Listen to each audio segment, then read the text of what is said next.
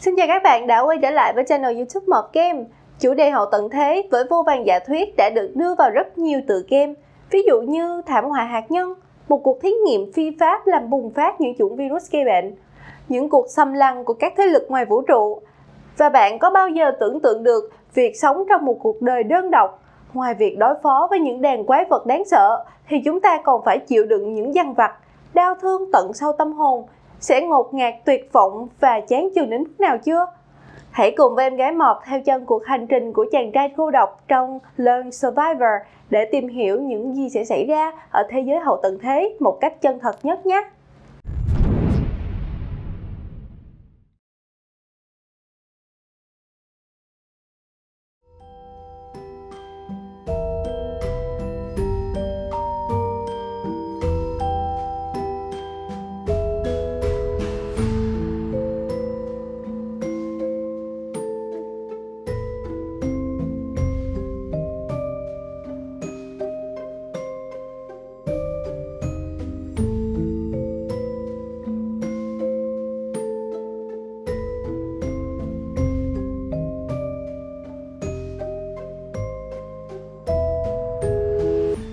Tận thế, zombie đã đáng sợ.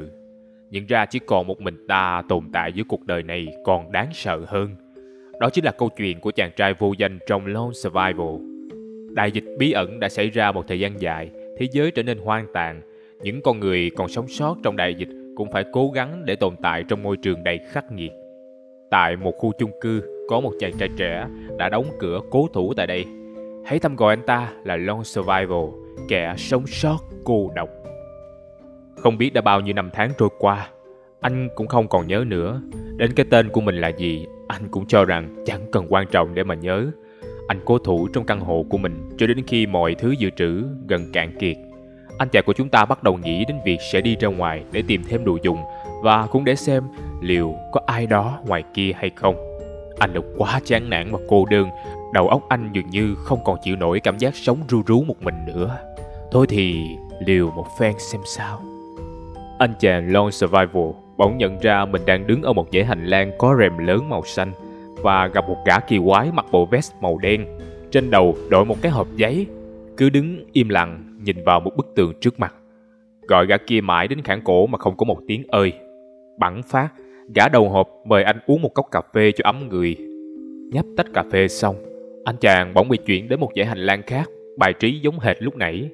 Lần này, trước mắt anh là một cô gái váy xanh.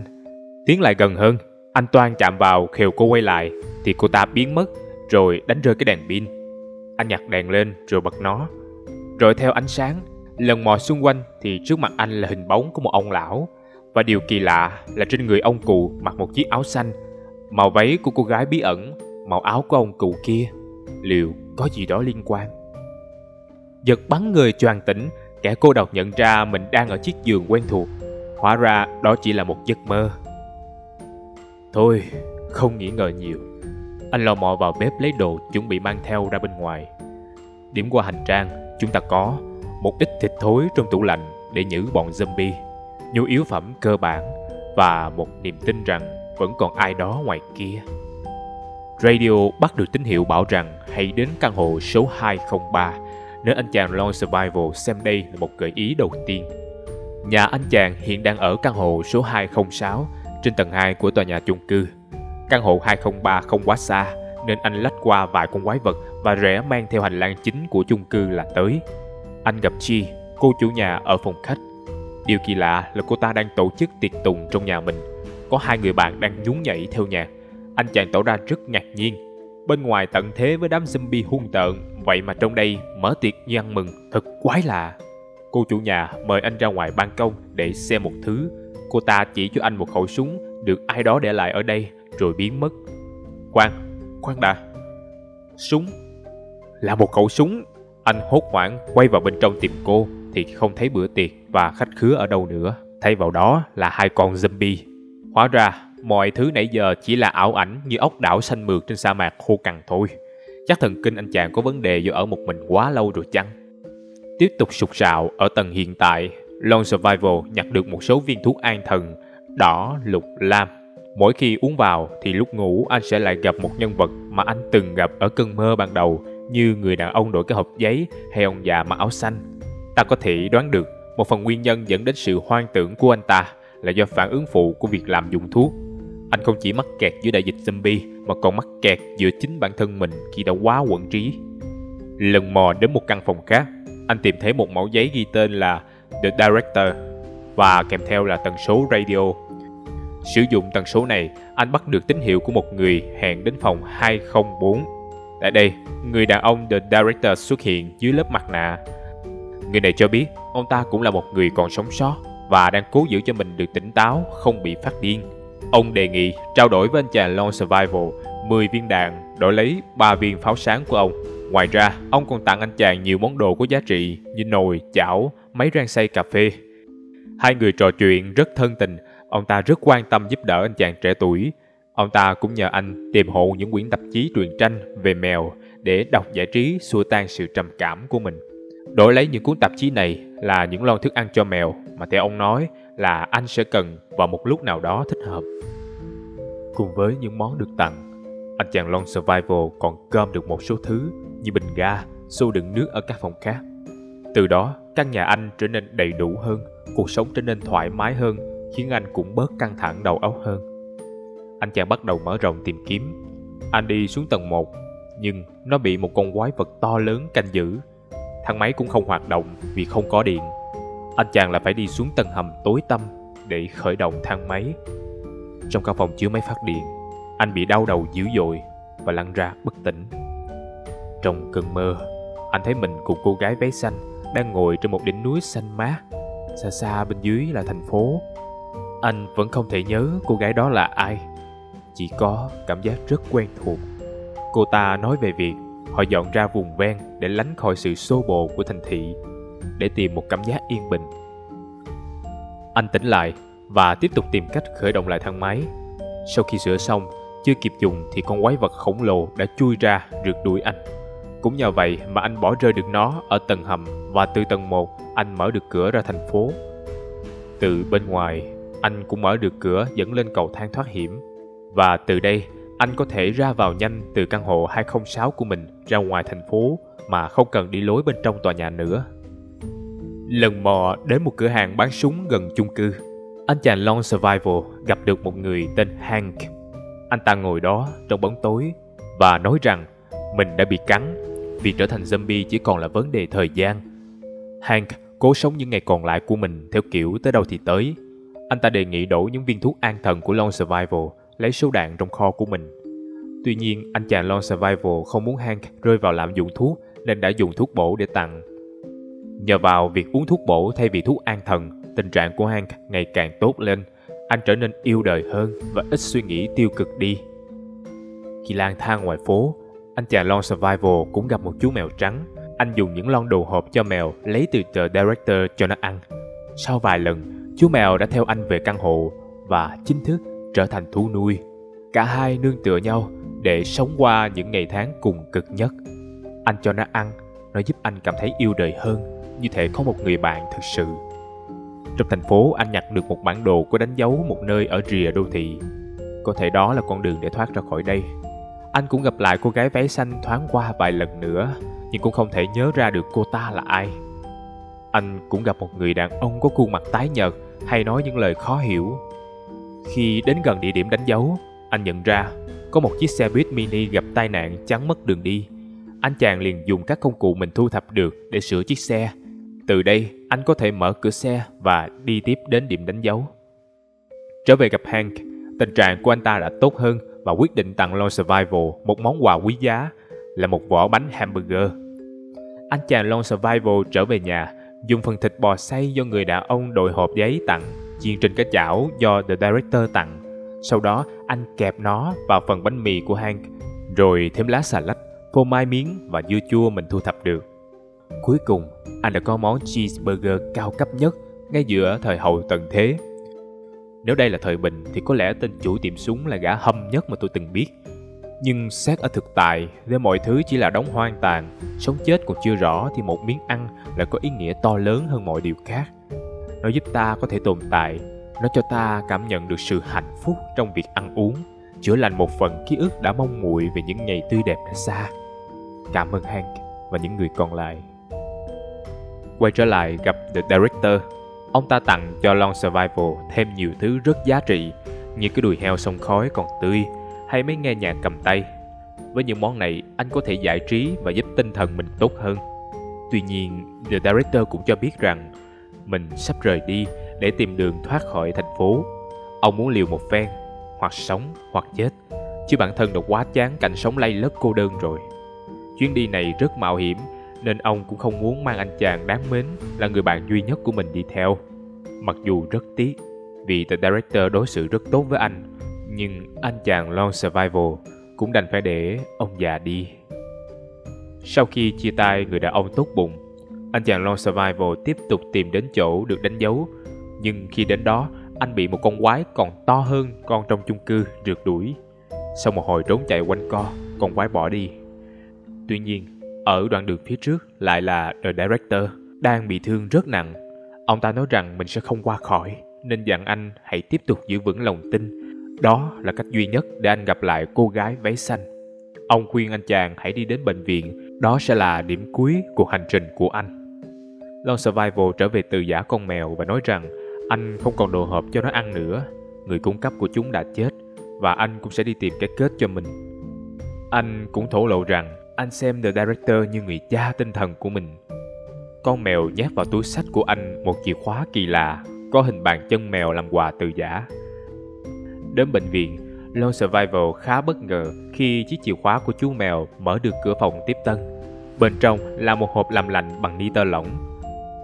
Anh liền lấy những lon nước ngọt mình mang theo, cho vào làm lạnh rồi uống một cách rất sảng khoái. Lâu lắm rồi anh mới uống được thứ nước giải khát mát lạnh thơm ngon như vậy. Trong một tập hồ sơ của bệnh viện, anh tìm thấy tên của mình trong đó. Điều kỳ lạ là anh không nhớ mình từng nằm viện ở đây bao giờ. Long Survival phát hiện ra bệnh viện có một lối đi nữa. Men theo đó, anh gặp cô gái váy xanh nằm dưới đất chỉ còn nửa người trên.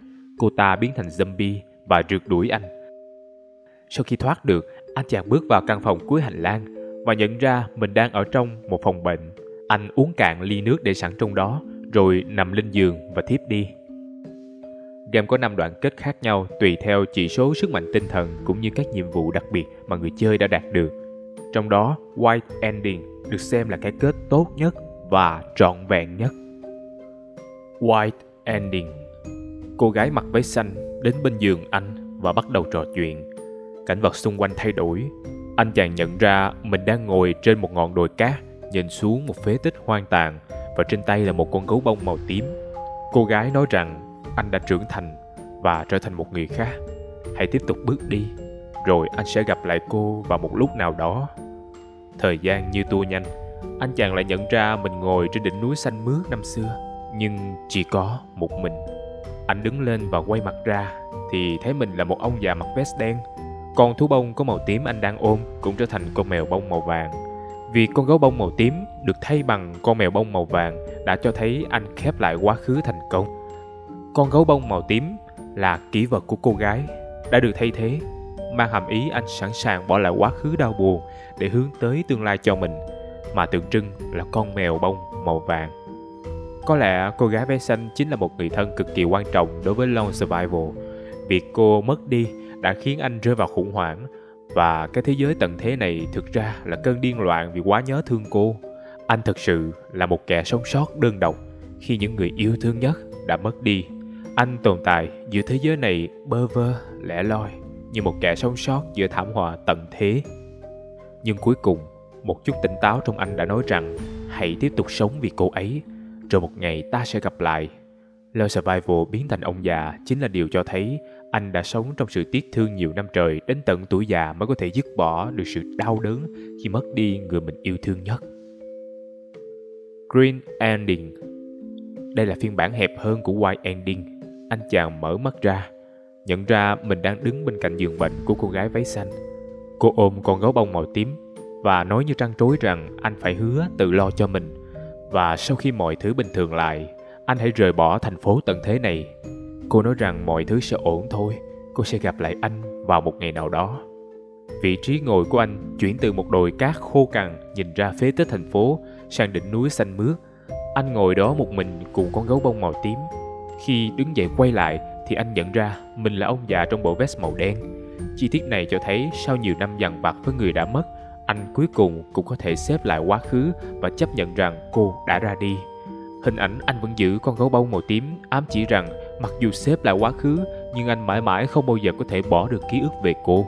Anh sẽ tiếp tục cuộc sống nhưng vẫn mang nặng trong tâm hình ảnh của cô gái váy xanh. Blue Ending. Anh chàng Lone Survival gặp lại ông già mặc áo xanh trong căn phòng xanh dương. Ông ta liên tục khiêu khích và trêu chọc khiến anh nổi nóng. Anh rút súng bắn một phát thủng ngực ông ta, nhưng ông ta không chết mà vết thương biến mất. Ông già hỏi rằng anh vẫn chưa hiểu ra điều gì sao.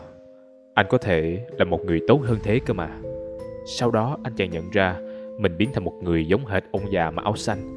Rồi bỗng chốc anh thấy mình đang ngồi cùng cô gái váy xanh trên ngọn đồi cát nhìn ra phế tích thành phố.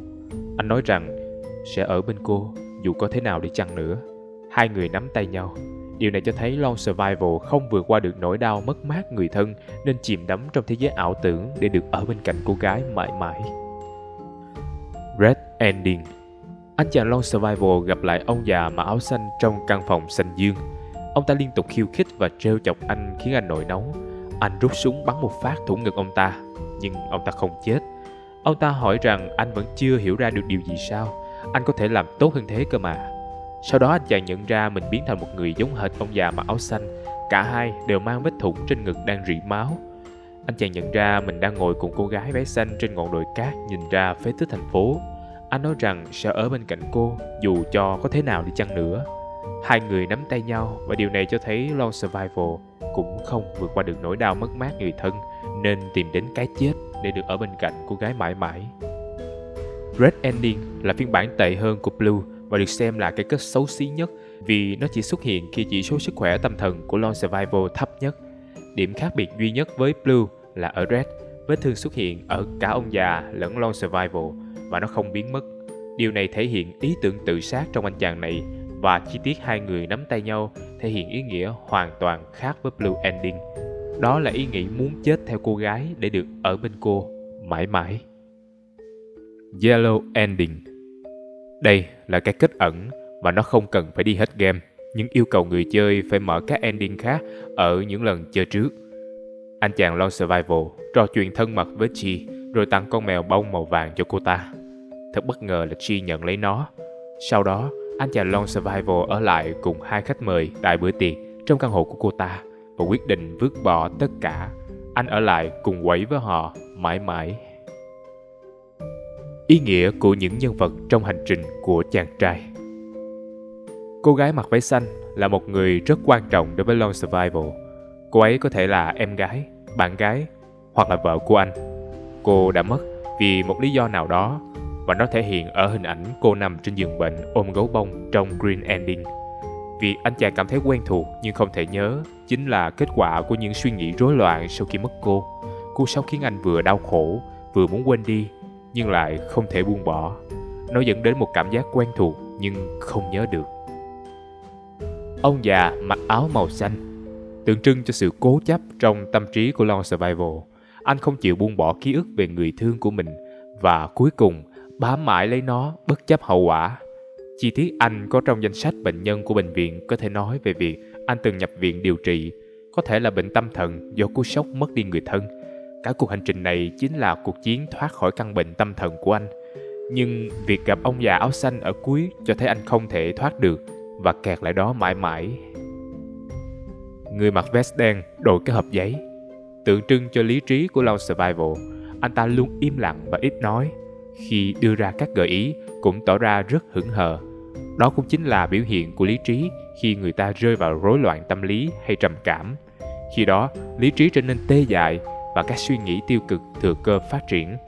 Nếu bạn để ý kỹ thì hình ảnh Lone Survival khi về già ở hai ending tốt là Green và White chính là phần thân của người đàn ông đội hộp giấy và đầu của ông già mặc áo xanh. Đó cũng chính là hai bản thể của Lone Survival ở hai thái cực khác nhau. The Director tượng trưng cho một mảnh tỉnh táo còn sót lại của anh chàng Lone Survival. Ông ta biết về cô gái, luôn giúp đỡ anh hết mình để đi tìm cái kết tốt đẹp nhất. Nhưng sự hỗn loạn của thế giới này đã giết chết ông ta. Nó cũng giống như sự tiêu cực của căn bệnh trong tâm trí đã giết chết sự tỉnh táo và ý muốn tìm lại sự cân bằng của nhân vật chính. Hank lại tượng trưng cho sự tuyệt vọng. Việc Hank bị cắn và trời biến thành zombie có thể so sánh với cái chết của cô gái váy xanh. Đó là một sự thật nằm ngoài khả năng thay đổi, vì vậy chỉ còn cách tuyệt vọng thừa nhận nó, rồi đón chờ những gì kế tiếp xảy ra. Chi thì ngược lại, đại diện cho sự bất cần.